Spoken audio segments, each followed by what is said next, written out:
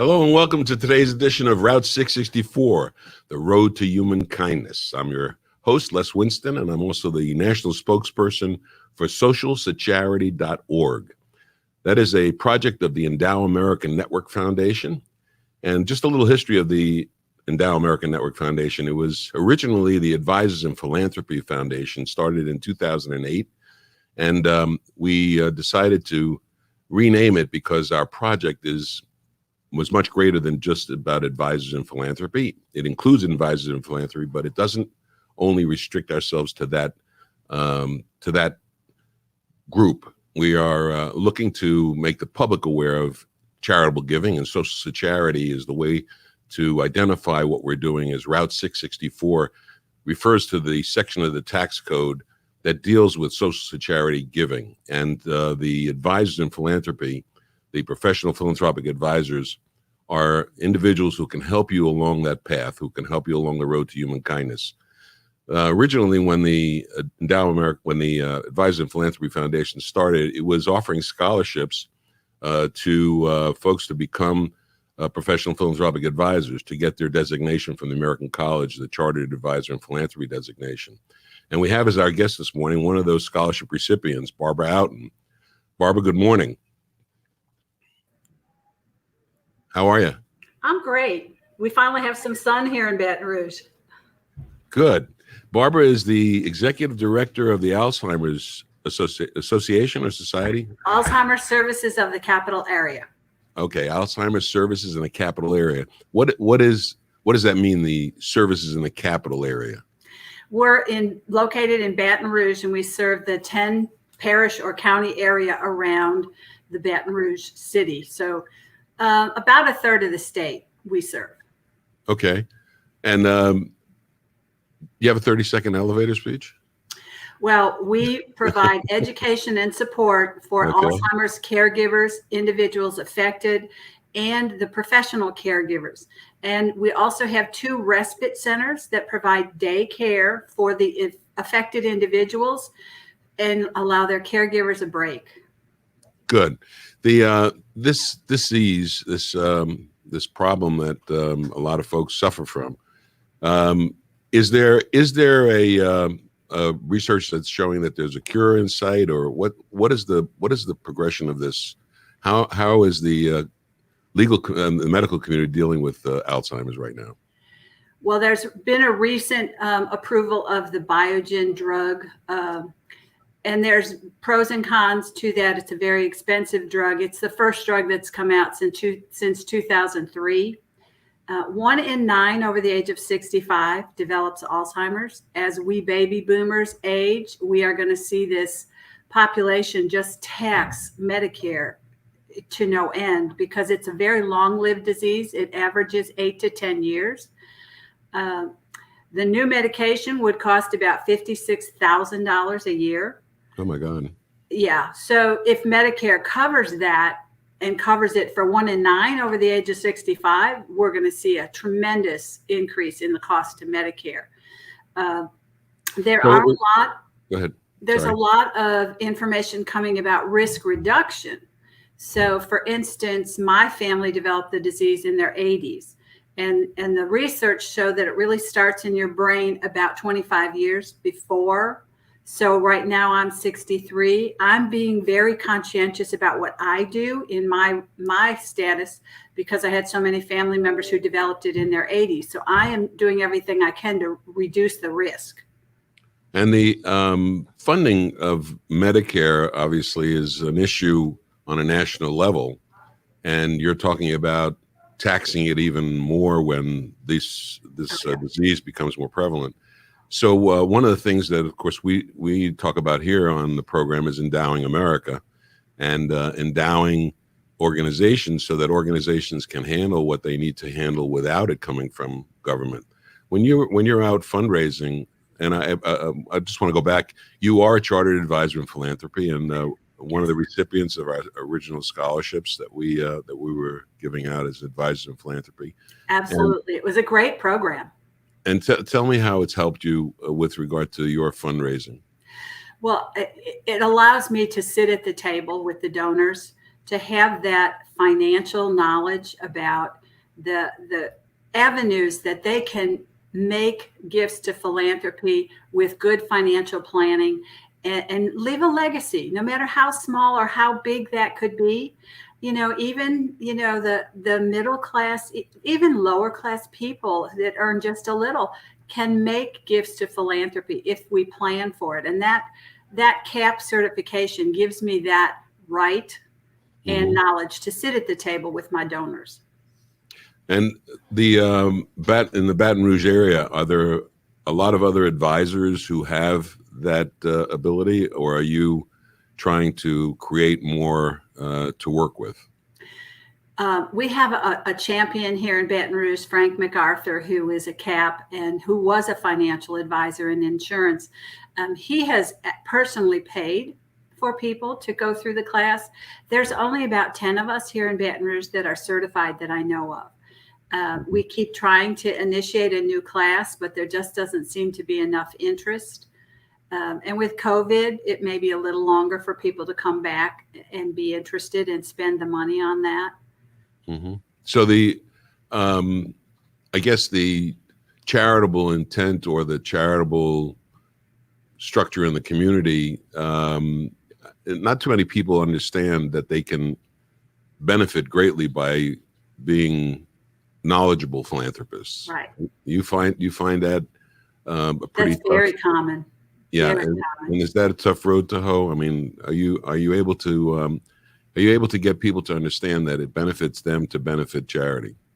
Well, I think I've spoken to many financial advisor groups, and we are planting the seed with them to plant it with their clients, that if they want to leave a legacy, there's ways to do that. And so having a great relationship with the nonprofits, with the financial advisors, I've seen some results coming out of that. I know my own financial advisor now always talks to his clients about what kind of gift do you want to leave. Leaving a legacy.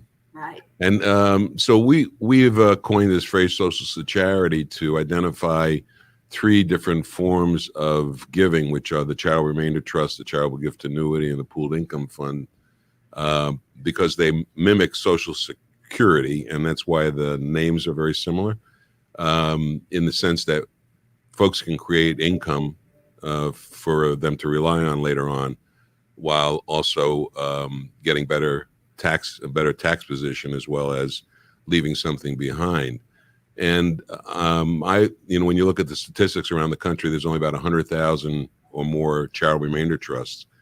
We're trying to increase that number by increasing the number of professional philanthropic advisors who understand how to do that. So you're in the charitable side, and is it more difficult for you to get into the nitty gritty with your clients with regard to that kind of planning? Not really. When you bring it up, do you want to leave a legacy? And how do you want to do that? Can I introduce you to someone who can help us with that?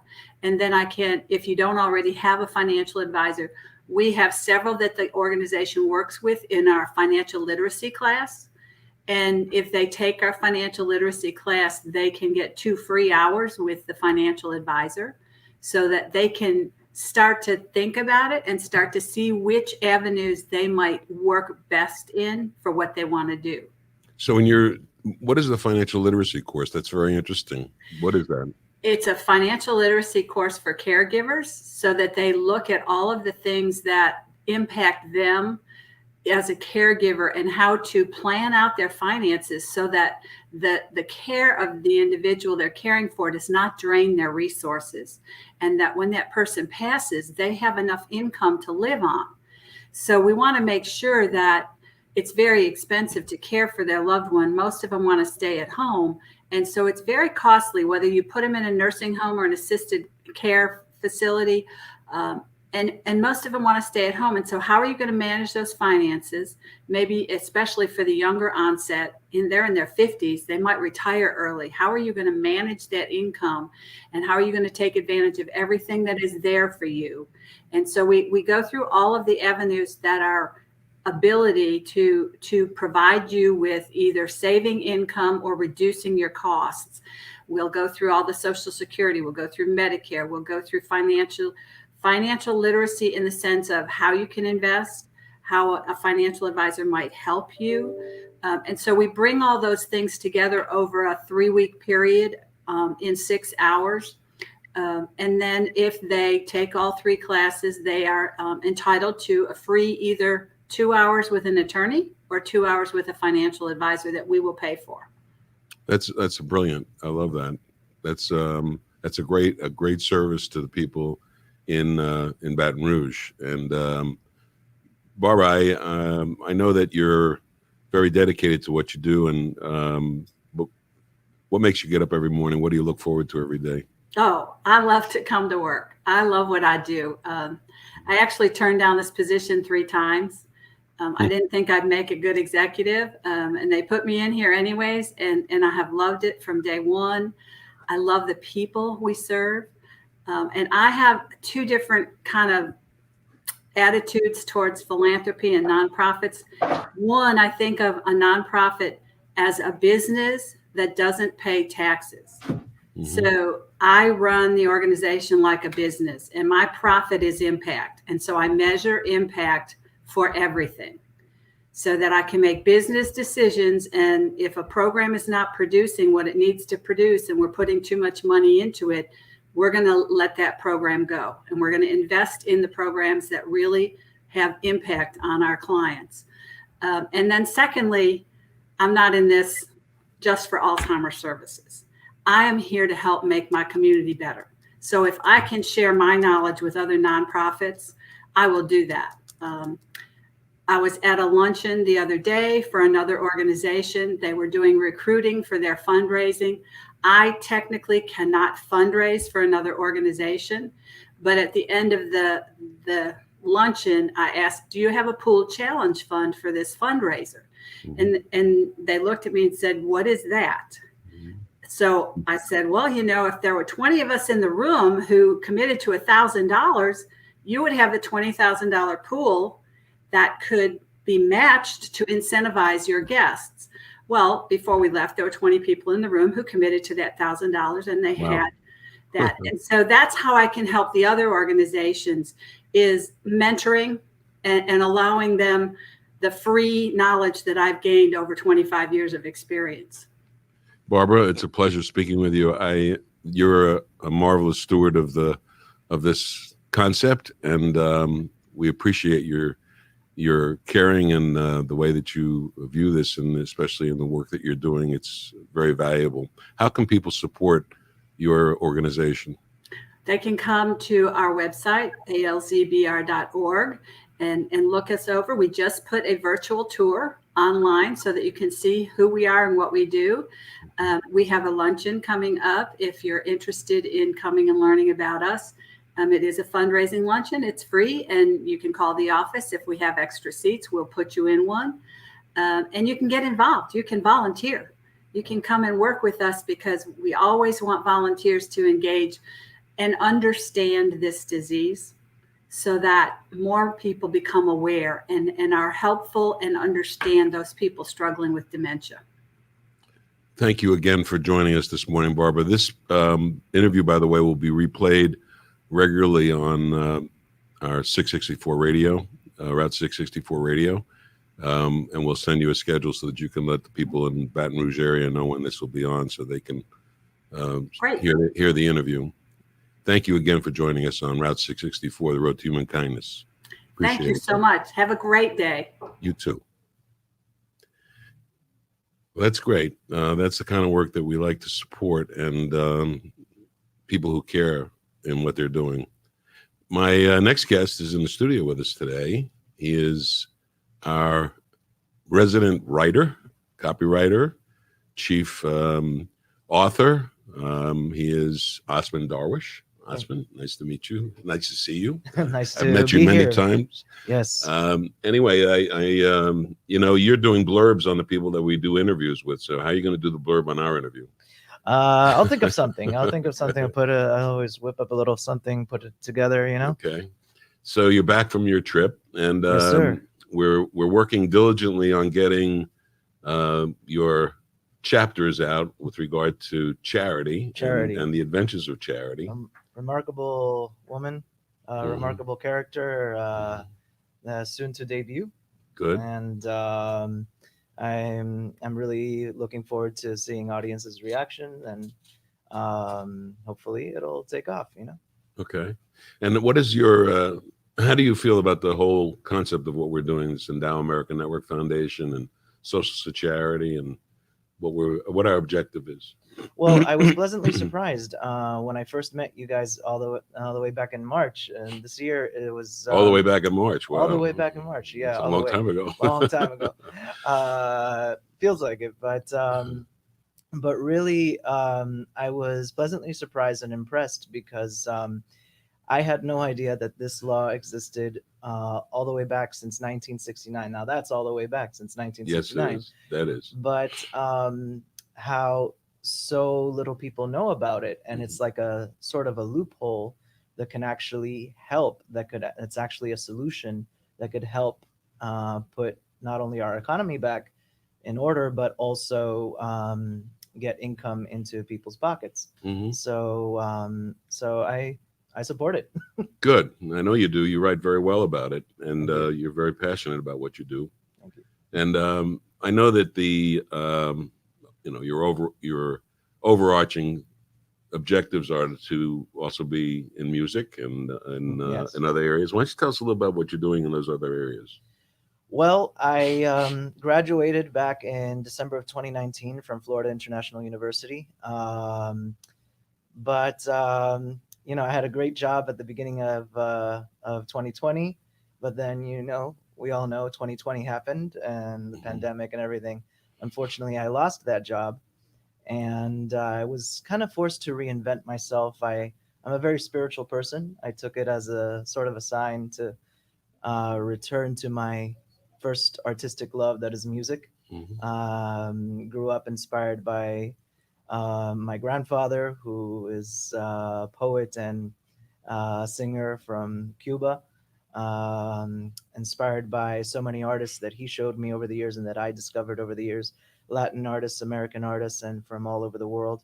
So I wanted to fuse my experiences, my cultural experiences, into my music, coming out with my first album this year, actually. Are you? Okay. Yes. Well, did you let Wanda know about it? Yes, actually. Okay. So we can put it on Route 664 radio. Yeah, my and first few debut songs, you as an artist. Yes, sir. My first few songs are in Spanish, but I have a few songs coming out in English as well. Okay. One that's coming out soon that I've recently produced is called Hiding Place.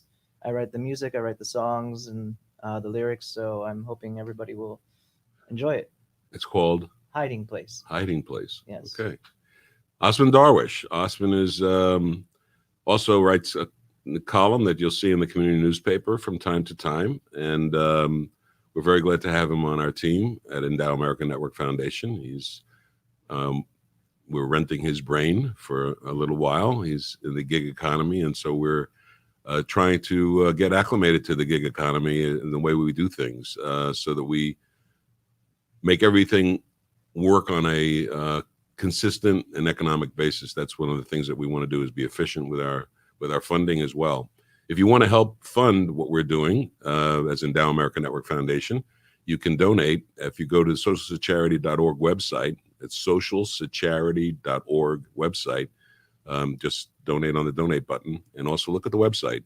There's a lot of information there with regard to how Social Charity can help you and your family and the community, and you can get income, lower your taxes, and also do something good for the community. And Ossman is one of the proponents of that now as our copywriter. Thank you for being with us this morning, Ossman. Thank you for having me. Yes.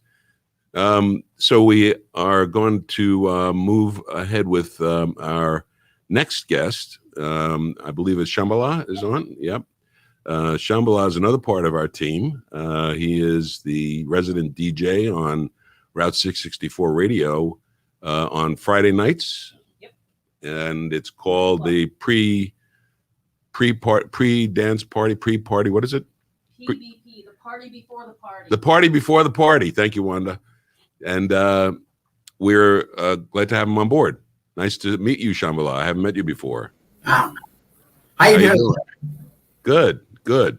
Last thing I need to tell a DJ is how to. I don't have to interview you. You could probably interview yourself as a DJ. tell me a little bit about your background. Be doing this for a lot of years, almost 23 years now. Okay. It's fun. Yeah. I mean, it keeps you young, that's for sure. Yes. So you party every night? Not really party. I normally, depends if it's an opening gig, I play in the beginning. If it's a gig where I have to close, then I take naps. Okay. And be able to do to be for 4 hours and then go home and sleep. When I was younger, I guess it was way better in the sense of partying. But now it's work, but it's fun. Okay. I don't drink alcohol, so I go there for get a juice, water, and DJ, and then go home. Okay. And how do you pick the music for the crowd? How do you do that as a DJ? It seems to me that would be the most important thing. I think the idea of house music, of the idea of electronic music in general. There are a lot of songs that stay alive forever, and their music from like 1986, 1974, from disco and things that were they still I can play and people will relate. It would never change. Mm-hmm. And then you get songs that are made today. They kind of sound the same, and you can mix them together and make the track sound longer. Mm-hmm. I say there's a lot of genres that they come into a set when it comes to house. Right. Disco, house, techno, even trance, where you make a set. But Okay. at the end, I think is the crowd. When you're in front of people, it's different than playing into a stream or when you're streaming, like when you're playing like when I'm playing things for you guys, it is really interesting because I'm thinking about a crowd. I'm imagining a crowd because I don't have one in front of me. No, you have to have a good imagination. I know that. Yeah. And when you have a crowd, all you got to do is look up. You can see them reacting. You can see them, where they want to go. Some crowds like more vocal than Getting the others. feedback. Yeah, getting the feedback from the people, see if they like what you're doing. Correct. We're trying to set up some dance parties actually in North Dade and the uptown area of Dade County. We've been talking to a couple of venues there to try and get. Listen, when I was a kid, I remember going to having a sock hop at the high school. Is there such a thing anymore as a sock hop? Like, I mean, and it's funny because high school parties. When I used to be a kid, high school parties were really related to real good hip hop. Yeah. Like, the beginning of the 80s. Well, you were in high school a different time than I was. By far. But I always feel like getting together is always been there. Like even for our ancestors, they had parties. Yeah. So do you have throwback parties like that? I mean, would you entertain having a throwback sock hop or something like that? Well, I think, for that part of it is understanding that if you're thinking about a couple hours of music, you have to have the music. And you have to, if you don't have that stuff. Do you have 50s music? 50s music? No?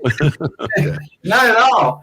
Not at all. It is interesting to think about something like that. There's something that you can make 50s music that sounds electronic. Yeah. That would be a stretch. But even thinking about it sounds crazy. Well, you can do originals, then you can do covers of the originals. There's a lot of things that you can do nowadays as electronic music allows you to do things at home the way that you couldn't do in the past. I mean, making a song. Shambala, you're on Route 664 radio, and you're on Friday nights from 9 to 10 for now, right? And we're inviting everybody that's listening to tune in and listen to our resident DJ Shambala. Tonight at 10. And we'll have a replay tonight at 10. Okay. Wanda has given me the official notice that there'll be another replay. And then also there's a replay tonight, I think, of the jazz, just jazz. So that's at 7:00 tonight. So we're giving everybody, every genre of music a shot. And jazz and house music are pretty close. Yes, they are. They stayed on. It's interesting how that comes to it. I love jazz, by the way. Okay, jazz. well, maybe we'll have a bebop or a jazz session where we can have. I'm really interested in expanding what we're doing, getting people into the mode of being kind to one another, human kindness. And it's hard to be angry at somebody when you're dancing with them. So, in any case, thank you for joining us today on Route 664, Shambala. No problem. And, am I pronouncing that right? Yeah, that's right, Shambala. Yeah. Shambala, the emphasis on the right syllable. Okay. Thank you again. And listen, if you're out there listening, audience, I'm talking to you, individual who's watching me right now, you tune into Shambala tonight, as a Friday night at 9 and tonight at 10. And listen to Just Jazz as well at 7. And then on Sunday, we got all sorts of things on the radio. Make sure you tune into Route 664 Radio. And you can find it at Facebook and on YouTube. And we're all over the place. So try socialcharity.org. And thanks again to Ossman Darwiche for joining us on set. And Barbara Auten, thank you again for joining us from the Alzheimer's Society in the capital region of Boca Raton, in Baton Rouge, Louisiana. And thank you for joining us on Route 664 Radio. We'll be with you again next week. Visit us on Facebook. Visit us on Facebook and share and like and do everything that makes us grow. And donate. Go to socialcharity.org and donate to help us continue to do what we're doing, to endow America, and to spread the word about social charity and how it can help make this a kinder world. This is what the Route 664 Road to Human Kindness is all about. Thanks again.